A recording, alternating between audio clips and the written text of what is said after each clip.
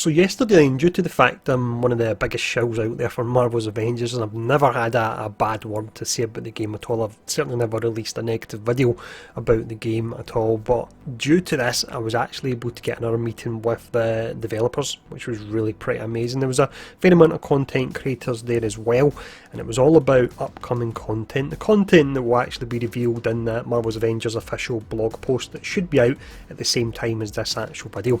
So what will be covered in the blog post and what will be covered in this video. So we had a look at the champion system, so that was really great to see, and I'll break all that down, give my thoughts on it. We finally know what consumables are, so I'll be able to talk about that as well and give my thoughts.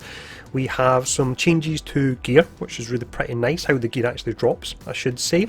We've got an updated roadmap, and then on top of that as well, we've actually got a look at the Red Room takeover event. I don't have any footage from it, that may be included within the blog post, I'm not sure, but I've got some pretty awesome looking screenshots for it in the new area that it will actually take place in.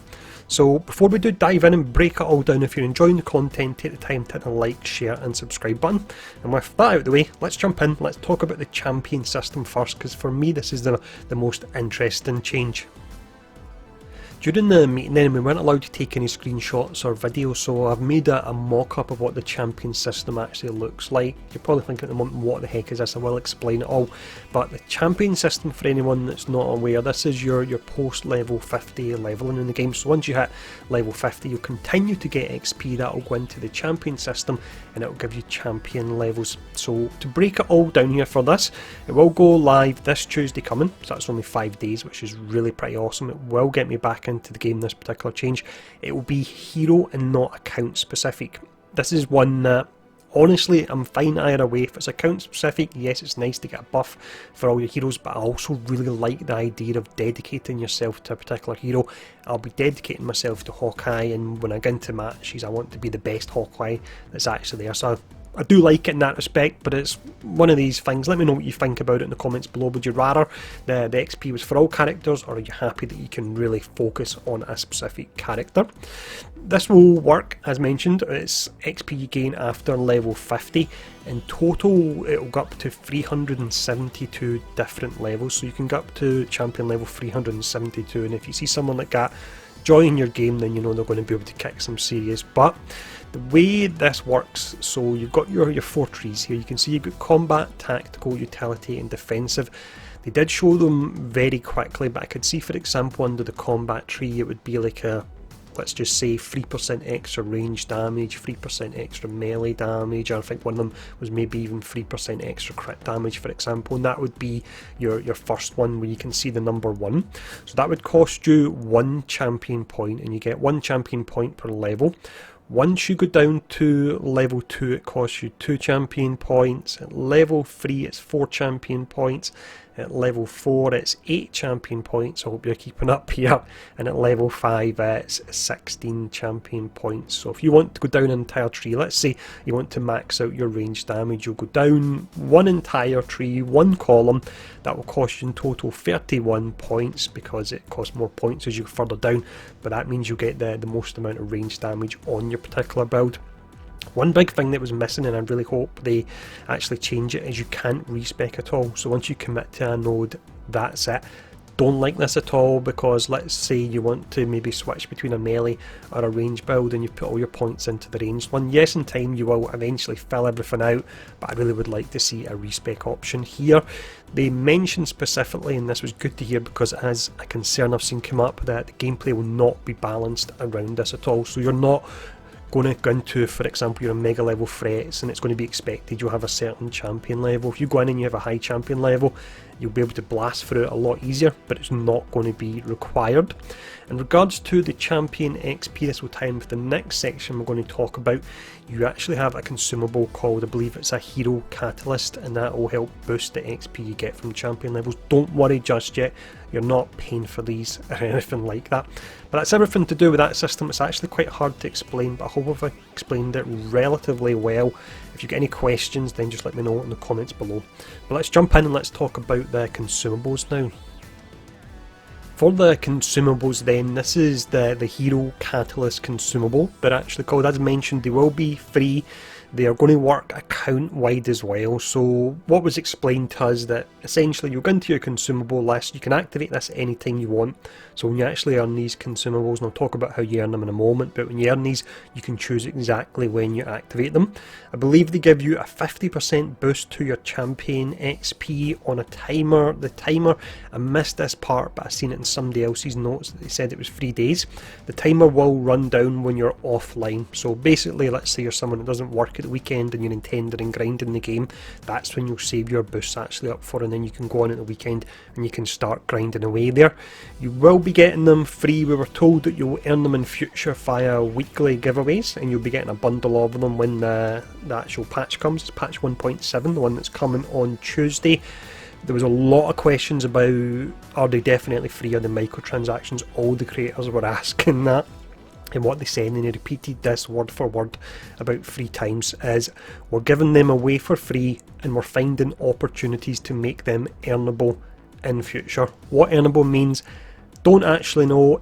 Does make sense they're actually saying this, and I'll explain the reason why. Before Marvel's Avengers come out, I believe they made a huge mistake by saying that in future every hero and every content update would be completely free. I think that was a mistake. I think with the amount of content that looks like it's going into the Black Panther update and the fact that it's going to come out like a year after the game's out, I believe they possibly should have charged for expansions. Now, I'll mention this again, I always say it in these videos, I don't care about Crystal Dynamics making money, I care about the game staying up because I'm a huge Marvel geek, so that's why I would want them to make money. So what they're doing with the wording I read out there, I believe they're potentially leaving the door open for future. I really wouldn't like to see them bring in paid consumables such as this while they're still charging for the base game, but something that I would be personally okay with is, let's say further down the line the game went free to play, and then what they done is they brought in these paid consumables, and anyone that actually bought the game would get that equivalent in free consumables for supporting the game, a kind of starter pack if you will. Definitely a contentious subject, but subjects like that are interesting for that reason. So let me know what you think about this, let me know what you think of the current setup, and would you be happy if the game did go free to play in future, if it did move more towards consumables such as this? But let me know. But let's now jump on to the gear drop changes. So this next section here is a pretty short one, but it's actually really pretty important. And just for some context, when Hawkeye came out in the game, I put in 100 hours farming on him. Didn't really get anything gear wise, and I got frustrated and I've hardly touched the game since then. But we're now going to have the champion system I've already talked about, so we'll always be gaining something on them, and on top of that as well they're looking to tweak your gear drops.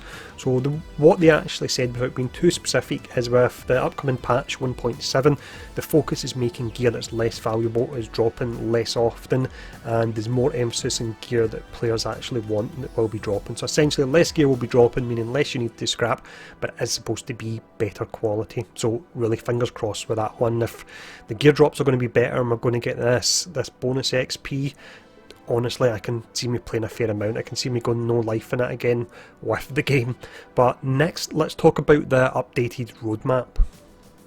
So moving on to the roadmap then, we were told there's going to be an updated roadmap. So far we've had the Operation Future Imperfect in March, we had Tachyon Anomaly event in April, May for the Red Room Takeover, which is this month, and I'll talk more about the Red Room Takeover in a moment and show some pretty awesome looking screenshots from it. Cosmic Cube is going to be June, so that's one a month they're hitting. I don't know if they'll state this right, but it would be amazing if the Wasteland Patrol was in July and Black Panther expansion August. I don't know, that would be absolutely incredible if that was the case, but the long and short of it really is that Cosmic Cube will be coming in June. So that's a fill-in sector where you fight Monica. It's not anything like any of the fights we've seen so far. We've seen a very small bit of footage in the first meeting we were actually in. The fight takes place inside the Cosmic Cube, which is really pretty amazing.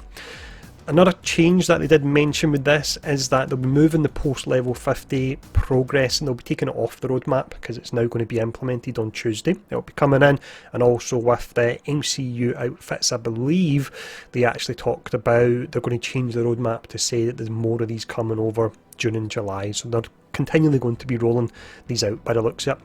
But let's go on and let's now talk about the Red Room event. That's part 2 of the Red Room event. We all know part 1 was pretty underwhelming. So we have some screenshots of the Red Room event we were provided with here. I'll scroll through in the background. It certainly looks very nice visually. So this event will start on Thursday the 20th, so the patch goes live on Tuesday the 18th, and you can gain your champion XP from Tuesday, but the actual Red Room event doesn't go live till Thursday. It will last until May the 31st. It's 5 new unique Red Rooms. There'll be a series of quests and assignments within them. You'll learn more about the story and how the Red Rooms actually happened, and they did specifically name check Yelena Belova during that. They've talked about earning some awesome rewards that will include animated team nameplate, gear that you earn along the way. They specifically said it will be gear that has been used sparingly in the past. I'm not quite sure what that means. That's really pretty cryptic. There'll be a whole new set of comic books with specific stat bonuses exclusive to the event as well. They've also mentioned that for completing different assignments and quests within the event, you'll actually get a high amount of XP. So they've said that you want to use your catalyst boosts that boost your champion XP during these particular events. So hold on to some of the events, something that's really important. You've got Techno Lava, something they talked about. So it's small platforms that you'll be fighting on, and basically you can knock enemies off the platforms into the Techno Lava, or you can actually fall into yourself and then you'll be defeated and you'll have to restart the level.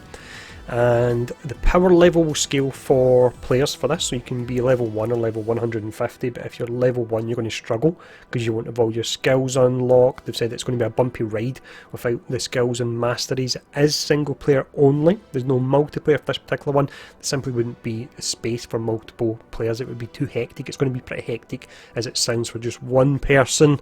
And I think that's all the notes for it there. Apologies if it just sounded like I was reading off a list. It's because I was just reading off a list there. There was a lot of notes to cover for it. So that's everything there. Although the Red Room event is probably the biggest draw for this, for me I'm more excited about the champion levels and potentially better gear dropping. But let me know what you think about all this in the comments below, and thanks for tuning in. Stay safe. I'll see you all again soon.